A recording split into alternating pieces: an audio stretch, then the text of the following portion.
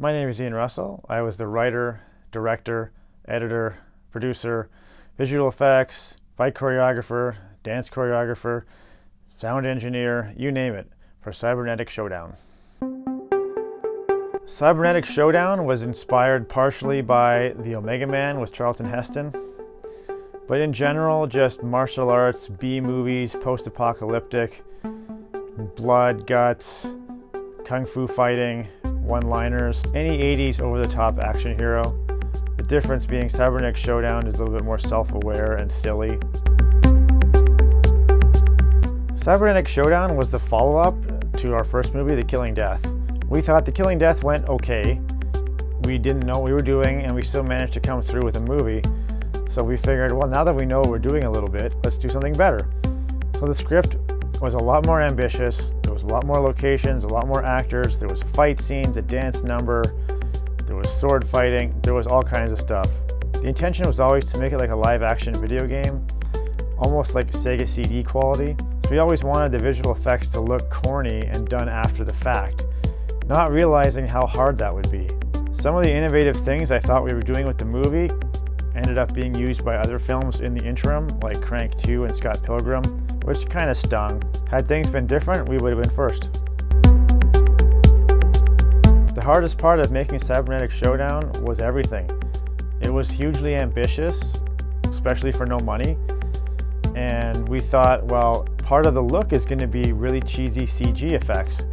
So we deliberately filmed everything without the visual effects. The plan was to do them later, not realizing that that created way more work.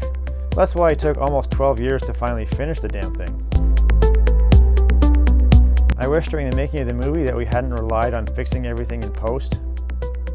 We should have spent a little bit more time in the beginning and preparing the visual effects as we were filming in camera, rather than thinking we could do it all after.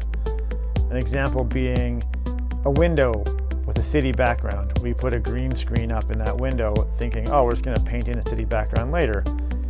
But back in those days, to do motion tracking was a lot harder. So every time the frame moved, you had to match the background image in that green screen. Nowadays, it's way easier. Back then, it took forever. If I could meet any director, living or dead, it would have to be my hero, Orson Welles. I've read and own a lot of books about Orson Welles. Orson Welles. Orson Welles. Orson Welles. Orson Welles. More Orson Welles. More Orson Welles. Still more Orson Welles. I got more Orson Welles. You thought I was done. More Orson Welles. A bunch more Orson Welles.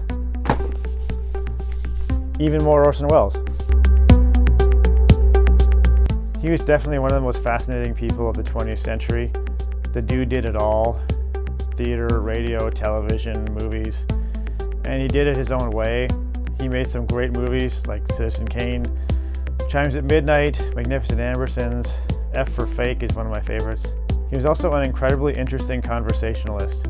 If you hear him talk in interviews, or you listen to the audio tapes of Peter Bogdanovich's book, This is Orson Welles, the dude could talk for hours and he was never boring. I keep extremely busy. For the past several years I've been writing. I've got 7 published books, including the Revengist trilogy, the novelization to The Killing Death, my first movie, and of course, the High School Hell trilogy. I also have a couple of YouTube channels that I maintain. The official Ringo Jones Productions YouTube, which has got all my short films, trailers, interviews, random videos of me reading children's books. And of course, Jeremy Sockman Movie Reviews, which is my other YouTube page of reviews of more obscure, classic films done by Sock Puppet.